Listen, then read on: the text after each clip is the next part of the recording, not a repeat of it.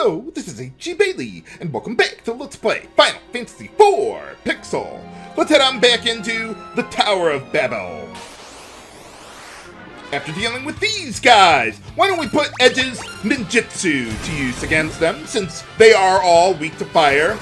Edge is kind of a battle mage in the game with access to both attack magic and a solid physical attack, but he can't equip the heavy armor like Cecil or Kane can, or, well, most of it.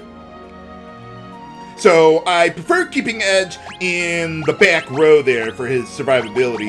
I also want to rearrange my party here to put Rosa in the middle slot to boost her spell accuracy, top off Rydia's HP to help out with her Mist Dragon summon, and then head on into the back door to the Tower of Babel. But it's a dead end! Whatever shall we do? You do have a plan, right, Edge? Going through a secret passage. Unfortunately, unlike the Super Nintendo version of the game, though, you can't just walk out the way you walked in. Because we get to fight a new enemy here. Let's see, Ghost Knights. They are ghoul-type enemies, so holy arrows are really good against them, as well as the mithril knife. Let's use that there. They counter physical attacks. Well, there you go. Yeah, physical attacks with bio and magical attacks with reflect. Let's see what this guy can summon here. A green dragon! Let's set both of my worst enemies against each other. And then let's get back on the mute arrows to deal with Sorcerer. So this is why I killed the other enemies first before the Sorcerer, because sometimes he will rarely summon a green dragon, but what enemy the Sorcerer summons is determined at the start of the battle, so if it wasn't that, then, you know, I would have just killed the Sorcerer and moved on. But, alright, we got the green dragon into my bestiary there. And yeah, Cockatrice is really good against them. If you don't have that, I would also recommend using the hold spell to paralyze them. That could work as well. Of course, if you got the Mind Flayer summon, that would work too, but Cockatrice is cheaper and just as accurate as far as I can tell. So that's pretty nice. But yeah, you can meet up with the Sorcerer that summons green dragons on, I think, every floor, or almost every floor. Heal up after that one, and let's move along. And start looting the whole place while we're at it. Why not? Whoop. Stop walking around like a drunk, Cecil. We don't have the cider yet. They stole my balloons! I'll kill them all. But, yeah, balloons. These guys are weak to projectiles. So, like arrows, spears, boomerangs. Those will be really good against these guys. They're also the first enemy in the game that can drop the bomb summon. But like every other one, it's an ultra rare drop. So eventually I'm going to want to pick that up to get the achievement. But for now, we'll just see what else we can do. Let's see, let's not go in there just yet. Let's fight some more balloons while we're at it. Let's see, okay, so, yeah. You could also use the Mist Dragon summon against them if you wanted. Oh, whoops. Well, let's just keep going. I'm surprised Edge couldn't kill them with dual boomerangs. Usually he can, but that's okay. Alright, so, yeah, let's get you healed up. Now, the first floor here is the best floor to encounter those balloons, as you can see. So what I'm going to do is I'm going to walk around here for a little bit to try and find more of them so that I can win the summon. So I'll skip to when I do.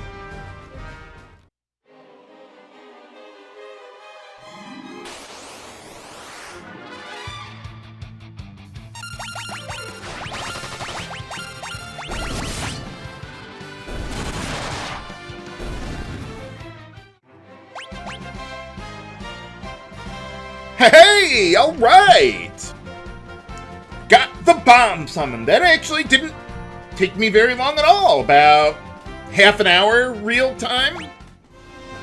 But all right, so we got that from the balloons there. And get the final summon. Ba-bomb! Game? I got all the summons, didn't I? Am I not gonna get the achievement? That it? That better be all of them. Well, let's see what we can do. I think I have to, like, enter a door or something to make that happen. Maybe. Okay, so we got all the treasure here. Then maybe I gotta go through a battle or something first. That should be all of them, but in any case, yeah, the bomb summon is basically a single targeting Mist Dragon summon, and it costs half as much, so yeah, it could be useful every now and then. So yeah, I think it's good to hold on to. And the bomb summon, despite saying self-destruct, it does not cause Rydia to die from it. Unlike, let's see, there's another item here where, yeah, unlike the bomb core, which does kill the user. So that's pretty nice. I mean, the bomb summon is, not the bomb core and all that. But, okay, so since we are done with farming that, I want to rearrange my party a little bit. I want to have Edge in the front row there now. And something about Edge, in the Super Nintendo version of the game, if you put a long-range weapon in his right hand, like the boomerang, the other hand, whatever item you put there, will also be considered long-range. The entire attack is long-range. But in this version of the game, not so much. So, yeah, the only time I'd really use boomerangs is, like, against balloons and stuff. But I've got better stuff that I want Edge to do. So let's put him in the front row with the dancing dagger. And let's see, could go with the kunai. But sometimes I may want a mithril knife on him instead. If I'm fighting ghoul-type enemies, like those ghost knights. But otherwise, yeah, bring him up into the front row there. And yeah, just switch everyone around, and I think we're good to go. Let's see, so we got the ice equipment equipped. Let's take a look around. And there's one more new enemy that I want to look for around here.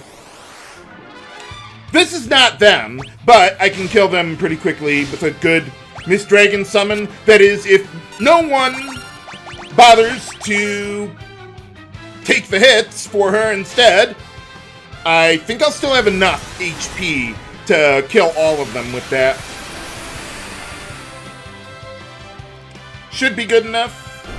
Yes! Okay. But yeah, otherwise, always keep Rydia in, or at maximum health if you can. And Edge learned new ninjutsu, Pin, which is basically the same thing as the hold spell. Ah, there we go. There's the achievement.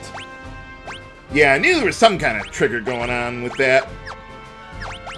But yeah, so Pin is, yeah, a paralysis spell. Costs a little less than, or no, it costs the same. It's a little less accurate than the hold spell, but it's still pretty useful in situations where I would really like to paralyze an enemy instead of spending the MP on a cockatrice summon. So they're a lot cheaper there. But okay, yeah, let's heal up there. Oh yeah, Edge gained a level, so top off his HP. Let's see what's in that chest down there. Make sure you've got Rosa on the mute arrows. Let's see, for Edge, I don't think it matters what I equip on him. Well, I could give him the Fairy Claw. Yeah, why not do that? If you don't have it, don't worry about it. It's not critical that he has it, but it could be useful here. Let's see, anything else? I don't think I need to change anything else before opening this chest full of monsters against Mad Ogres. So let's see, let's go use our Mist Dragon summon on these guys. Normally, the Mad Ogres are strong against magical damage, but because the Mist Dragon summon deals damage equal to Rydia's current HP, she can effectively bypass their magic defense. And let's see, I could have Rosa attack with her mute arrows as well. Well, there's only one left. Let's put our new summon to use. But yeah, mute arrows would also be very strong against these guys as well. But I thought getting mini on them would be more useful. But here we got the Ogre Killer Axe. And, well, as the name would imply, it deals damage, or extra damage, to giant-type enemies. Now, this weapon, though, has the no critical hit flag set on it. So, I would not equip it in the Super Nintendo version of the game. But in this version, it's totally fine. It's a little stronger there. Not quite as accurate, but it's still really, really good. So we'll give that to you there. And yeah, let's get off that fairy claw, at least for now. What was I? Let's see. Oh, okay, yeah. Just use the kunai knife there. Let's see, as far as Rosa goes, yeah, we'll just leave her on the mute arrows. I was thinking about the holy arrows, but nope. So let's get around to that left door there then, shall we?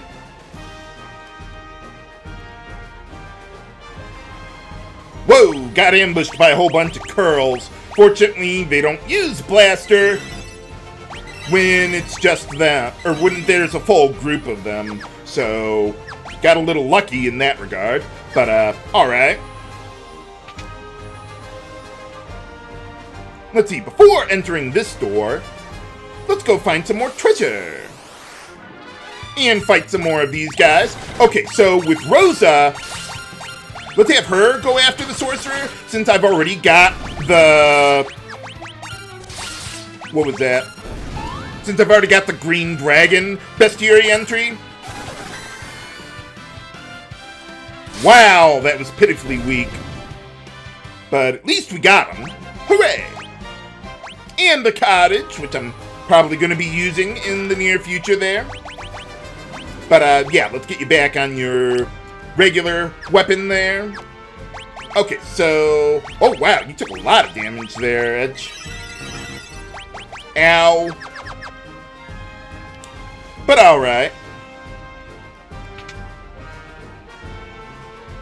Okay, how are we looking here? Okay, yeah, there's nothing over to the left, so... And here we got the last new enemy, Grudger, in the back row there. How about we give you a boomerang to help out a little bit? But yeah, Grudger, they are weak to holy elemental damage. But I think we'll just go with the good bio spell. They actually have quite a bit of HP, oddly enough. But yeah, I wouldn't even bother with holy arrows against them, because it doesn't exploit a creature type against the Grudger there. But, okay, that should be all of the new enemies that we can encounter at this point in the dungeon. I'll just leave it at that. Hey, those doors up there. I think I remember those. Or, no, it's probably... No, it's another thing. Never mind. Pay no attention to that. But I would like to get a Mist Dragon summon on these guys. Uh-oh. Thank you for not charming Rydia. Wow, you got that attack in fast. Edge could use some help! Yeah, just got an itchy trigger finger there with Cecil there. Whoops. Yeah, Kane would have been good to jump on the Lamia there. But no! I wouldn't even bother, like, equipping a headband to deal with them. They are not that extraordinarily common to be worthwhile.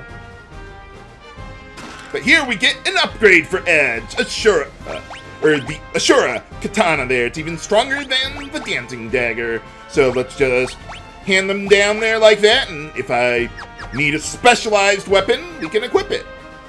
It's one thing I like about this version of the game, since you have unlimited inventory space, or virtually unlimited space, I can hold on to a lot of specialized weapons.